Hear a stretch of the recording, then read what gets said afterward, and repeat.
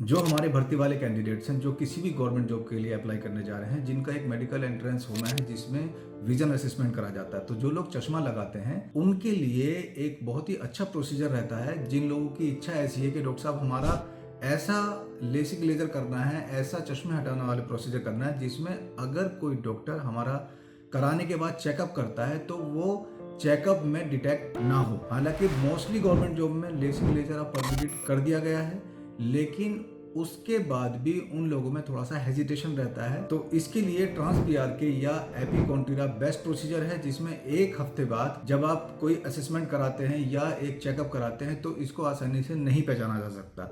Rather आंख की surface पे किसी तरह का कोई स्कार, कोई निशान नहीं आता है और रिकवरी के बाद विजन भी पूरा नॉर्मल 6/6 रहता है। तो मोस्टली ऑलमोस्ट 99% केसेस में उन कैंडिडेट्स का सिलेक्शन हो जाता है।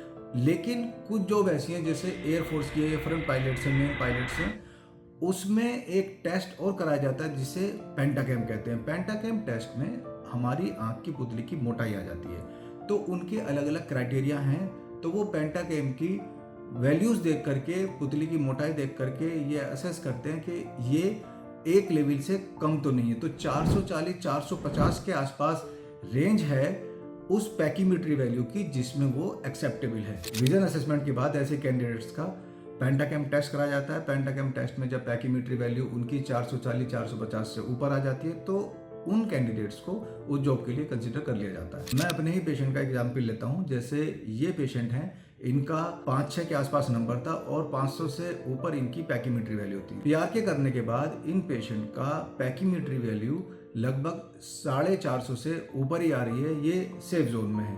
तो ये कैंडिडेट्स कहीं भी अप्लाई कर सकते हैं। अगर इनका अब पेंटाकैम कराया जाता है तो ये 450 माइक्रोन से ऊपर आएगा, तो ये फिट हैं हर एग्जाम पास करने के लिए, हर मेडिकल टेस्ट पास करने के लिए, क्योंकि विजन 6/6 है और पेंटाकैम वैल्यू इनकी 450 से ऊपर है। तो किसी तरह का उस ग्राउंड पे कोई टेंशन की बात ही नहीं है। लेकिन आप ये याद रखिएगा, मोस्टली मेडिकल टेस्ट में विजन असेसमेंट ही करा जाता है, स्लिट लैम्प एग्जामिनेशन उसमें नहीं किया जाता, क्योंकि स्लिट लैम्प एग्जामिनेशन में अर्ली स्टेज में शुरू के 2-3 महीने लेसिक लेजर कराने के बाद, चाहे वो आपने किसी भी टेक्निक से कराया, जो फ्लैप वाले प्रोसीजर हैं उसमें फ्लैप का मार्जिन आइडेंटिफाई हो सकता है। लेकिन इट्स वेरी रेयर कि कोई स्लिट लैम्प एग्जामिनेशन आपका करे। तो विजन असेसमेंट किया जाता है। अगर आपका 6/6 विजन है तो you can go through. Thank you very much for watching this video. Thank you.